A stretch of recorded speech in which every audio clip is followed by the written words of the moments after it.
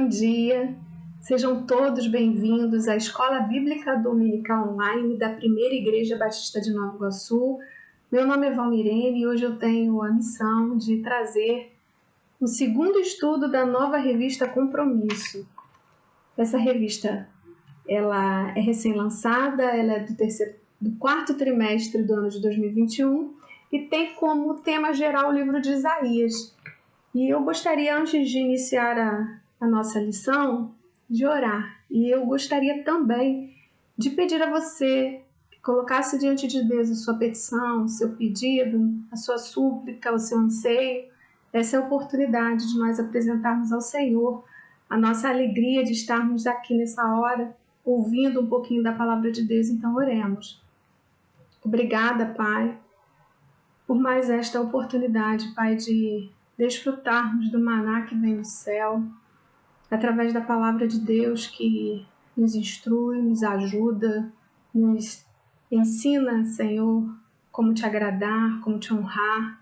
Muito obrigada, Deus, por esses irmãos que se fazem presente, que estão aqui.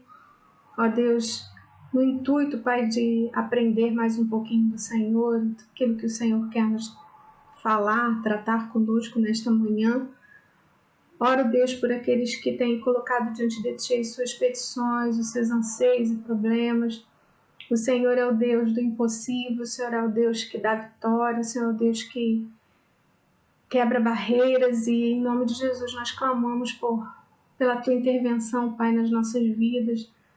Que o Senhor entre, Senhor, no coração, no lar de cada um que está aqui representado, trazendo as respostas que os Teus servos precisam.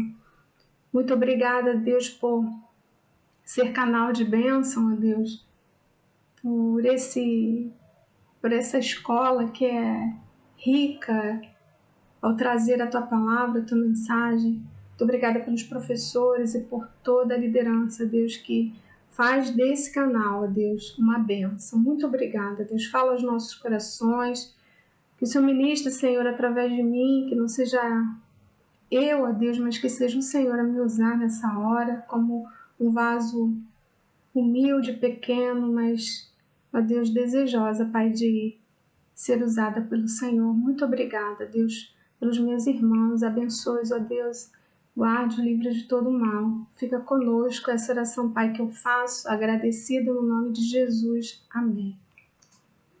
O tema de hoje é a mensagem do reino que virá.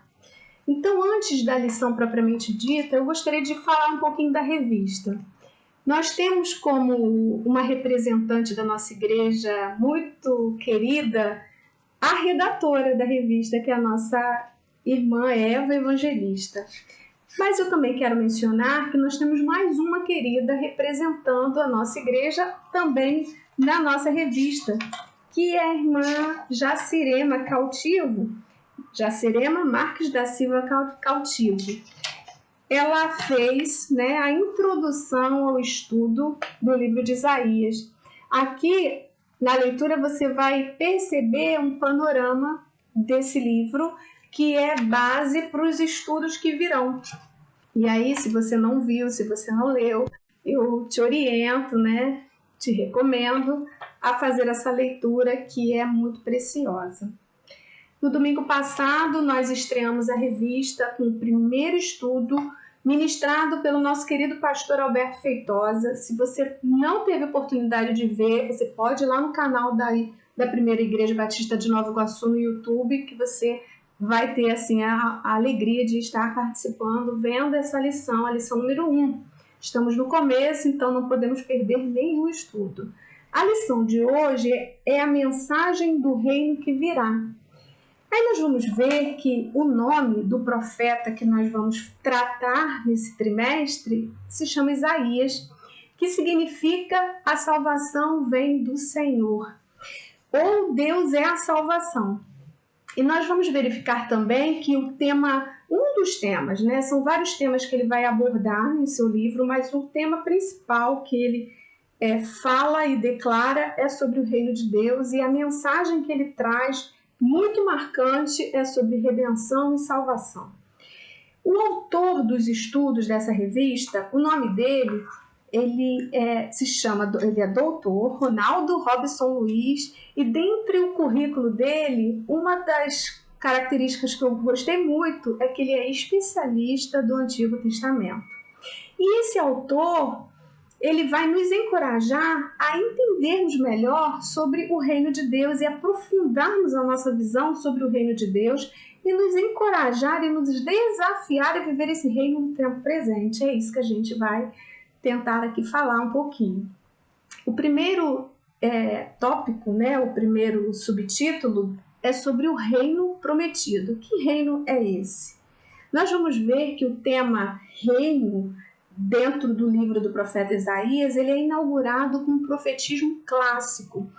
E no rodapé da página 14 vem dizendo o que seria o significado do conceito de profetismo clássico, que também pode ser chamado como profetismo literário. E, vamos ler?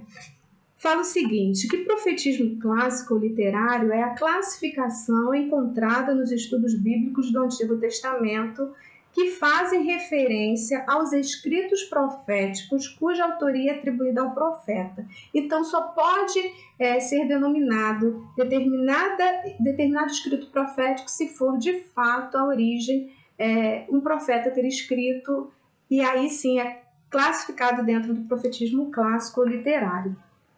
Nós vamos ver que os profetas escritores de Israel, eles foram intitulados, eles foram denominados profetas clássicos. Mas não são todos os profetas que entram na categoria de profeta clássico. A exemplo, nós temos o profeta Natã, o profeta Elias, Eliseu, que eles são mencionados numa literatura histórica. Isso porque não há um ajuntamento, uma compilação de seus oráculos, das mensagens proferidas de Deus através desses profetas. Então, como não há nada escrito e organizado, eles são denominados, tais profetas, Natã, Elias, Eliseu e outros, como profetas pré-clássicos. Mas Isaías entra na categoria de um profeta clássico. Então, o que distingue um profeta pré-clássico para um profeta clássico é a sua mensagem. A mensagem dos profetas pré-clássicos, eles vão dizer, vão ser quase que exclusivo ao rei, a um determinado rei. E na maioria desses profetas também eram conselheiros do rei, de forma mais abrangente, não oficial, do que dito mesmo assim, é oficial o conselho. Não, eles eram chamados pelos reis e eles ali davam conselhos e davam instruções para esse rei. E as mensagens, geralmente ou normalmente, eram de ordem política, pública e questões de interesse nacional. Ao passo que os profetas clássicos, eles se dirigiam a toda a sociedade, inclusive ao rei, não era exclusivo ao rei. E suas mensagens eram de cunho de caráter social e espiritual, e era sempre dirigida à sociedade como um todo. E os profetas, eles surgem num contexto de pré-exílio. Quem conhece um pouquinho do Antigo Testamento, nós vamos ver o momento do exílio do povo de Deus, do pós-exílio, mas eles surgem num momento de antes do exílio, justamente com o intuito, com o objetivo de advertir e chamar o povo de Deus ao arrependimento. Quando nós observamos qual a principal função de um profeta dentro do Antigo Testamento, nós vamos verificar que eles transmitiam a vontade de Deus. Ele aplicava, ele era um canal de Deus para a mensagem do Senhor, daquilo que o Senhor queria falar a respeito do que viria e das instruções de Deus para determinados momentos para o seu povo.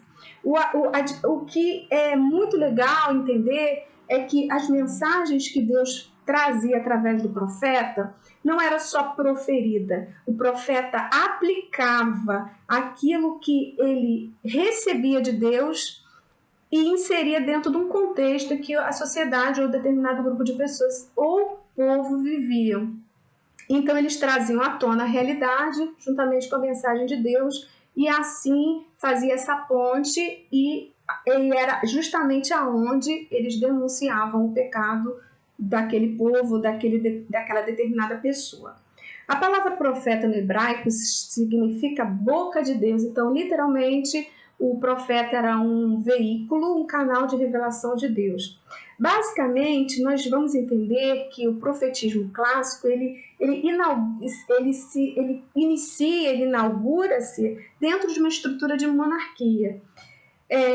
Antes até Samuel, que era profeta, juiz, sacerdote do povo de Israel, não havia rei. E quando ele já estava bem idoso, e está narrado lá em 1 Samuel 8,4, o povo, na verdade, líderes do povo se reuniram e falaram assim para Samuel: Samuel, você já está idoso e nós não queremos os seus filhos como substitutos seus, porque eles não te seguem, eles não observam o seu exemplo. E nós queremos que você institua sobre nós um rei. Isso não pareceu bom aos olhos do profeta Samuel, e ele foi consultar ao Senhor, e ele orou ao Senhor perguntando o que fazer. E Deus respondeu: atenda o pedido do povo. E Deus fala o seguinte: não é você, Samuel, que eles estão rejeitando. Eles rejeitam a mim e sempre rejeitaram a mim como rei. Desde o momento em que eu os tirei do Egito, eles me têm abandonado, eles têm adorado outros deuses, então eles fazem o que eles sempre fizeram comigo, agora eles estão fazendo com você. Portanto, atendo o pedido deles. Então, com essa fala, nós podemos entender que a monarquia não era um projeto de Deus, mas foi em razão da insistência do povo de Deus que fez com que Deus permitisse que um rei fosse estabelecido, e o primeiro rei de Israel foi o rei Saul. Então, nós vamos verificar também que o profetismo é um fenômeno intrinsecamente ligado à monarquia. Iniciou a monarquia, iniciou o profetismo. Por que isso? Porque o povo, o que o rei ditava, o povo seguia. Então, se um rei se corrompia diante de Deus, segundo as orientações, as leis de Deus, fatalmente aquele povo também seria corrompido. E o profetismo clássico era uma voz de fora que ditava as regras do Senhor através do profeta, dizendo: voltem para mim e se alinhem à minha vontade. Então o profeta, ele funcionava, ele era um verdadeiro atalaia que sinalizava aquele povo o retorno a Deus. A nação israelita, ela, no determinado período, ela se dividiu. Foi depois da morte de Salomão. Salomão, depois que morreu, quem reinou após ele foi seu filho Roboão. Então havia dentre as tribos, eles não estavam concordando com os altos tributos que Salomão havia colocado sobre eles. E eles solicitaram a Roboão que revisse isso e ouvissem eles, porque estava muito pesado os tributos. E Roboão não atendeu. E o que aconteceu? 10 tribos se uniram e colocaram sobre eles um outro rei chamado Jeroboão, que não era filho de Salomão, e que esse Jeroboão, ele tinha sido um dos servos da casa de Salomão, e ele assim foi instituído rei sobre as 10 tribos de Israel. E o reino, então, de Israel foi dividido em dois: Reino do Norte e Reino do Sul. Jeroboão reinou sobre as 10 tribos, denominada Reino do Norte, e Roboão ficou com parte da tribo de Benjamim e a tribo de Judá sob seu governo, e foi estabelecida ali em Jerusalém. Então, é nesse momento que o profeta Isaías, ele inaugura, assim, o profetismo bíblico. Depois, o autor vai colocar aqui, que está escrito na revista na página 15, que passados aproximadamente 250 anos de história da monarquia em Israel, tendo inicialmente sido vivenciado um período de um único rei. E aí acontece isso que eu falei, basicamente, e o povo de Israel se dividiu em dois reinos: Reino do Norte, Israel, e Reino do Sul, Judá. Então, o profetismo bíblico, através do profeta Isaías, traz uma nova perspectiva a respeito de reino. Até então, o reino, ele estaria centrado na pessoa, um reino humano, mas Isaías, ele já vai trazer as mensagens que o reino que viria seria o próprio Deus no trono. É sabido também que entre os povos, o fato de um rei estar estabelecido, ele era não só considerado rei, dominador, mas ele também era considerado um deus. E no Egito, o faraó era considerado um deus. Era comum isso, mas só que o profeta bíblico, né, vai inaugurar um novo olhar. Não mais um deus humano, mas um Deus de fato divino, um verdadeiro Deus reinando no meio do seu povo, como rei. Aí também o autor vai descrever que o profetismo bíblico traz a ideia de reino que norteará toda a compreensão de reino de Deus, de agora em diante. Então, ele vai passar pelo veterotestamentário, que é o Antigo Testamento, e vai se consolidar no neotestamentário, no Novo Testamento, até a visão apocalíptica, a mensagem apocalíptica, que é apocalíptica, que é o retorno de Jesus reinando, vindo como rei, não mais como uma criança, um menino. E nós vamos ver o autor mencionando isso, que toda essa mensagem ela deu início no Antigo Testamento, mas que ela se consolidou em todo o Novo Testamento. Nós vamos ver a profecia, muitas das profecias de Isaías se cumprindo.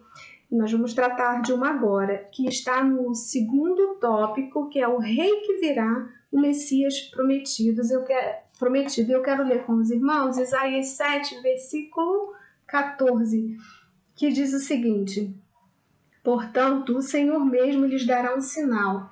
Eis que a virgem conceberá e dará à luz a um filho, e lhe chamará Emanuel. Então, para nós entendermos o contexto dessa revelação, desse sinal, acontecia que nos dias em que Isaías proferiu esse sinal, nesses dias, lá em Judá, quem reinava era o rei Acaz. Então, lá em Isaías 7, de 1 em diante, eu quero ler rapidamente, vai dizer que Acaz, o rei de Judá, foi informado que viriam outros reis contra Judá. No 2 diz o seguinte: quando informaram a casa de Davi que a Síria, que o rei da Síria e o rei de Judá,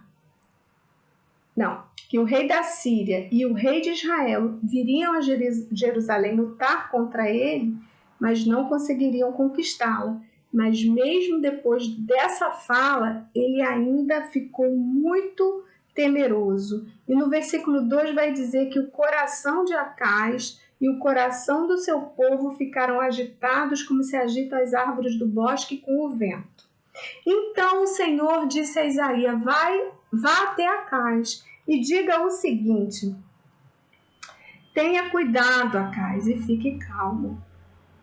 Não tenha medo, nem fique desanimado por causa desses 2 tocos de lenha fumegante, por causa do furor da ira de Rezim, da Síria e do filho de Remalias, porque a Síria, Efraim, o filho de Remalias, resolveram acabar com você, dizendo: vamos atacar e amedrontar o reino de Judá, vamos conquistá-lo para nós e fazer reinar no meio dele o filho de Tabeal. Mas assim diz o Senhor: isso não tem nenhuma chance de acontecer. E nessa conversa, nessa declaração, Deus estava dizendo uma mensagem direta a Acaz: não vão destruir Judá. Confie, tenha calma e fique tranquilo, porque a palavra de Deus diz que ele estava agitado igual árvores do bosque com o vento. Muitas vezes, nós também acabamos ficando igual a Acaz, quando temos alguma dificuldade, alguma situação difícil, e Deus nos dá uma palavra e nós ainda ficamos: mas será? Duvidamos, mas não confiamos porque nós queremos ter uma segurança. De repente, se eu der esse jeitinho, de repente, se eu fizer dessa forma, eu consigo resolver o problema ou ter a solução. Mas quando Deus nos dá uma direção, nós só precisamos aprender a obedecer e a confiar. E Acaz não estava fazendo dessa forma. E aí Isaías fala o seguinte da parte do Senhor. Acais peça ao Senhor, seu Deus, está lá no versículo 11 do capítulo 7 de Isaías. Peça ao Senhor, seu Deus, um sinal, quer seja embaixo, nas profundezas ou em cima, nas alturas. Acais, porém, disse, não pedirei, não tentarei o Senhor. Na verdade, com a seguinte fala de Isaías, nós vamos entender que Acais ele não estava tendo zelo ou não querendo não tentar o Senhor. Na verdade, ele não estava confiando. E assim ele não queria pedir o sinal porque ele não estava acreditando naquela palavra. Ele confiava, sim, em querer negociar com o rei da Assíria e não ter seu reino destruído. E olha o que Isaías fala. Agora escute, ó casa de Davi, que é de Judá, né? A tribo de Judá ali. Será que não basta vocês abusarem da paciência dos homens? Querem abusar também da paciência do meu Deus? Portanto, o Senhor mesmo lhe dará o sinal. Quer dizer, Deus queria dar um sinal para provar que quem reinava sobre a tribo de Judá, sobre o reino de Judá, era Deus, o rei. E aí, olha o sinal que ele fala. Eis que a virgem conceberá e dará à luz um filho e lhe chamará Emanuel. Ele comerá manteiga e mel quando souber desprezar o mal e escolher o bem. Nesse sinal, Isaías já lança a profecia que viria Jesus, o Filho de Deus, para reinar. E ele reinaria. E quantas vezes nós recebemos uma palavra, uma orientação e não observamos e ficamos ainda temerosos, sem confiança. Mas olha o que Deus disse, olha, você está confiando na promessa que eu fiz a Davi, que não faltaria sucessor, né, de sua descendência. Mas lá no verso 9, certamente, se vocês não crerem, se você, Acais, e se o povo não crer na minha palavra, naquilo que eu estou declarando, certamente não permanecerão. Então, vocês serão destruídos. Então, havia uma condição. Vocês precisam acreditar, vocês precisam crer para que vocês vejam o meu livramento, para que vocês permaneçam aonde vocês estão. Aí, como rei, Acais e o povo em paz.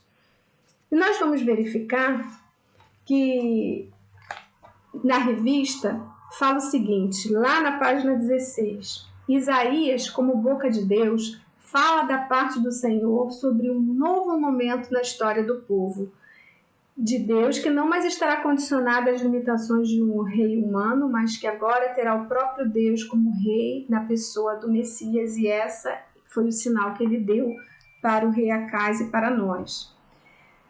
O autor ele vai também dizer que o termo rei usado para Deus no hebraico é Melech e significa que ele governa ou governará como rei. E o autor vai trazer, segundo o estudo, 4 concepções a respeito de Deus como rei. A primeira concepção é em relação à sua origem, e ele vai destacar que foi retirada a origem de Deus como rei, o seguinte entendimento, através de alguns salmos, e ele traz para nós, até para nós lermos, e os irmãos podem ler posteriormente, o Salmo 47, o 93, o 96 e o 99. Nesses salmos existe uma confissão litúrgica. Javé é rei, Deus é rei. E eu quero ler com os irmãos o Salmo 47, os 2 primeiros versículos. Batei palmas todos os povos, aclamai a Deus com voz de triunfo, porque o Senhor Altíssimo é tremendo e rei grande sobre toda a terra. Nós vamos verificar que essa confissão litúrgica nada mais é que a proclamação pública da nossa fé em Jesus Cristo. E de que forma isso acontece? A liturgia são os elementos inerentes ao culto oferecidos a Deus. Então, quando nós congregamos, quando nós nos ajuntamos como irmãos para cultuar ao nosso Deus e declarar que Ele é Deus e Senhor da nossa vida e que nós cremos e temos o Senhor Jesus como nosso Senhor e Salvador, nós sim fazemos de Deus rei. E olha o que o autor coloca: um rei, Deus, ele é considerado um rei não por ser constatado na criação e na história, mas Deus, como rei, ele se dá dentro da comunidade por meio do culto, por meio do nosso oferecimento de louvor, de exaltação e dando glórias e declarando que Jesus Cristo é o nosso Deus, que temos fé em Jesus Cristo, nosso Salvador. Então, a origem de Deus como rei, ele surge, ele está diretamente relacionado ao culto que nós oferecemos a Deus. Isso é muito interessante. Agora, a segunda concepção que o autor traz é de Deus como rei se manifestando pelos atos salvíficos que operou em Israel. E o Salmo 44, de 1 a 3, vai dizer com detalhes algumas operações de Deus de livramento ao seu povo. Ó Deus, nós ouvimos com os nossos ouvidos e nossos pais nos têm contado a obra que fizeste em seus dias, nos tempos da antiguidade. Como expulsaste os gentios com a tua mão e os plantaste a eles? Como afligiste os povos e os derrubaste? Pois não conquistaram a terra pela sua espada, nem o seu braço os salvou, mas a tua destra, o teu braço e a luz da tua face, porquanto te agradastes dele. E nós vamos ver que Deus se manifesta pelos seus atos salvíficos e temos exemplos dos atos de salvação para com seu povo narrados na Bíblia inteira. A terceira concepção ela se estabelece dentro da profecia. E aí o autor vai dizer que sai do ambiente de glorificação cultual e assume um sentido escatológico. Então, vai trazer um vislumbre das coisas que vão acontecer no final dos tempos. E o que vai acontecer no final dos tempos? A segunda vinda de Jesus como rei. E é essa profecia que é estabelecida, é a terceira concepção. E é a união da concepção Deus-Rei com esse princípio profético assume uma dimensão maior, um reino que virá e que aponta para a segunda vinda de Jesus Cristo ali no livro de Apocalipse. Nós vamos ver também a quarta concepção, que ela é dualística. É o reino de Deus futuro, escatológico, e o seu senhorio presente. Mas o reino de Deus já veio, o reino de Deus virá, o reino de Deus já é. E lá em Colossenses fala um pouquinho disso. Ele diz assim, Colossenses 1,13: Ele nos libertou do poder das trevas e nos transportou para o reino do seu Filho amado, em quem temos a redenção, a remissão dos nossos pecados. Nós vamos ver que é uma concepção dualística, porque vai apontar para um futuro, mas ao mesmo tempo nos mostra o senhorio do Senhor presente em nós. E de que forma isso acontece? A pessoa tem o reino de Deus estabelecido no presente era, no presente momento, quando ela recebe Jesus como seu Senhor e Salvador. O reino de Deus chegou a mim na medida, no momento em que eu o recebo como meu Senhor e Salvador. Então, quando eu oro, Senhor, que venha o teu reino, eu estou dizendo, Senhor, faça a tua vontade na minha vida, estabeleça o teu querer em minha vida. E eu falo, venha o teu reino, seja feita a tua vontade, então faça isso, Senhor, venha o teu reino, e ele vem, e nós já pertencemos ao reino de Deus nessa presente era, por causa que nós confessamos Jesus como nosso Senhor, ele já reina em nós. E a dualística é essa, porque ele ainda virá. É o reino se concretizando a vinda do Senhor Jesus como rei e governando sobre toda a terra. E são essas quatro concepções que o autor traz.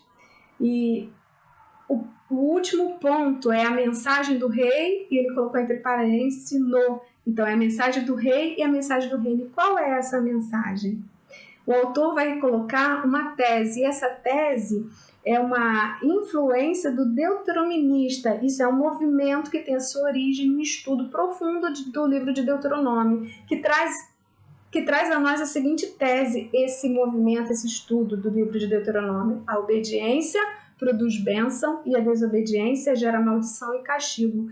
E o profeta Isaías, ele tem isso evidente, essa fala, porque ele adverte ele orienta o povo: se vocês não obedecerem, vocês vão ser castigados, vocês vão sofrer sanção, mas se vocês derem ouvido ao Senhor, vocês serão abençoados. Quando ele diz assim, quando nós percebemos lá em Isaías 8:5-8 que o profeta vai dizer: o anúncio da ruína da Síria também será a ruína de Israel e de Judá. Então nós vamos deixar claro que em Isaías o autor coloca que o castigo virá sobre todos, não só sobre os povos inimigos, mas inclusive o povo de Deus, se eles não se arrependerem. E aí ele fala, que não apenas sobre a Síria, mas também sobre os reinos do norte, Israel, e do sul, Judá. Portanto, qual é a mensagem do reino que virá? Ele conclama o povo a temer a Deus, assumindo uma condição de santificação. Então, o centro dessa pregação é o arrependimento. A mensagem do reino, ela foi retomada 8 séculos depois por João Batista. Lá em Mateus 3, de 2-3, vai dizer: arrependei-vos, porque é chegado o reino dos céus. E quem vai proclamar insistentemente é João Batista, que vem depois do profeta Isaías, como o autor coloca aqui, 8 séculos após. Mas é tão interessante que a mensagem do profeta Isaías, trazida por Deus através desse profeta, ela é atual, ela não mudou. O autor coloca: a mensagem do rei, a mensagem do reino continua a mesma. Fora pregada pelo profeta Isaías, retomada por João Batista, confirmada pela tradição apostólica e deve ser vivenciada por todos os discípulos, e isso nos alcança. O rei prometido e Senhor do reino messiânico, que nós precisamos continuar a proclamação dessa mensagem, sendo boca de Deus para esse mundo, para as pessoas, porque o reino que virá é um reino de justiça. O próprio texto áureo que está lá em Isaías 9, que eu quero ler com os irmãos, 9, 6-7. Porque um menino nos nasceu, um filho se nos deu, o governo está sobre os seus ombros. O seu nome será Maravilhoso Conselheiro, Deus Forte, Pai da Eternidade, Príncipe da Paz. Ele estenderá o seu governo e haverá paz sem fim. E sobre o trono de Davi, sobre o seu reino, para estabelecer e para firmar com juízo e com justiça, desde agora e para sempre. O zelo do Senhor dos Exércitos fará isto.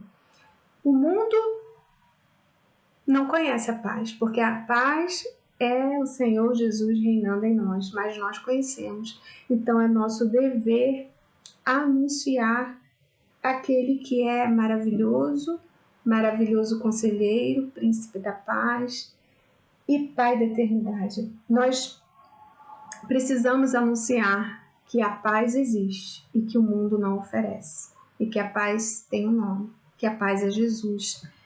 E eu quero encerrar com 3 lições. Desse estudo eu gostaria de tirar 3 lições para a nossa vida diária. A primeira é: mantenha-se fiel ao Rei. Aproxime-se dele. Para que você se mantenha fiel, você precisa obedecer a segunda instrução, a segunda ideia que eu quero trazer aqui para os irmãos de forma prática. Aproxime-se mais do Príncipe da Paz, mais alinhados. Peça ao Senhor que te dê sede de estar em sua presença, que você tenha mais alegria de orar, mais alegria de testemunhar, mais alegria de viver essa paz dentro de você. Isso não é ausência de problema, todos nós temos problemas, mas é a presença atuante desse Rei em nós. E a terceira lição que eu quero tirar, que cumpra a sua missão. A nossa missão é cumprir, de fato, testemunhando a paz que nós temos. Nós somos os mensageiros. Hoje nós somos os atalaias, boca de Deus para anunciar que Jesus vai voltar e que Ele quer reinar no coração de todas as pessoas. Que você seja esse anunciador das boas novas. E eu quero concluir com um último parágrafo da irmã Jacirema, da escrita dela, que diz o seguinte: esteja atento às lições de Isaías sobre soberania divina na história e vida humana.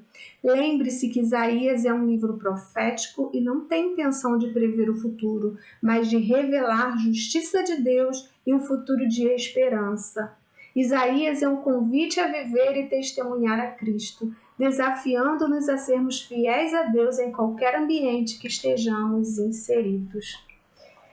O autor, ele faz as suas considerações finais dizendo: aqueles que renderem ou que renderam suas vidas ao Senhor da glória poderão viver na esperança das profecias do reino messiânico que nos espera.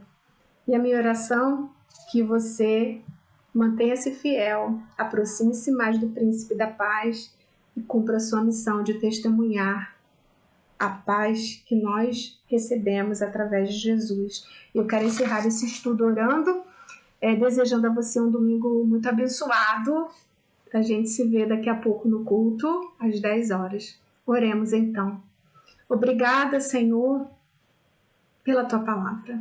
Obrigada, Deus, porque nós temos o Príncipe da Paz reinando em nós, e eu peço ao Senhor que aquele que me ouve e me escuta, que ainda não tem certeza que tem dentro de si esse Príncipe da Paz, esse conselheiro maravilhoso, Deus, através de Jesus, através do Espírito Santo reinando em nós, possa fazer uma decisão de se entregar ao Rei da Paz, o nosso Senhor e Salvador Jesus Cristo, para terem assim perdão dos seus pecados e terem a esperança de viverem eternamente com Jesus Cristo, com Deus, o Rei Todo-Poderoso. Muito obrigada, Deus, pela vida de homens e mulheres que te serviram, que foram fiéis, que foram atalaios do Senhor, anunciando a tua mensagem.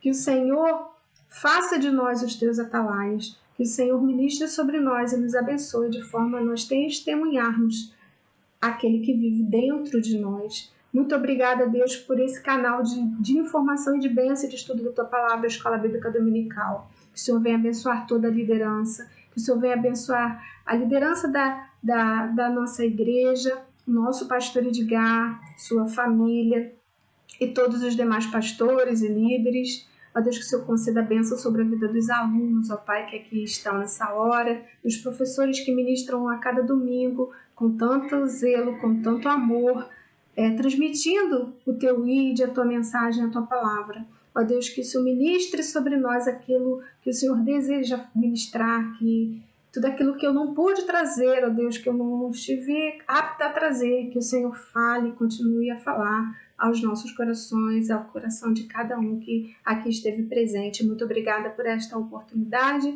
Essa oração, Deus, que eu faço, agradecida, em nome santo de Jesus. Amém.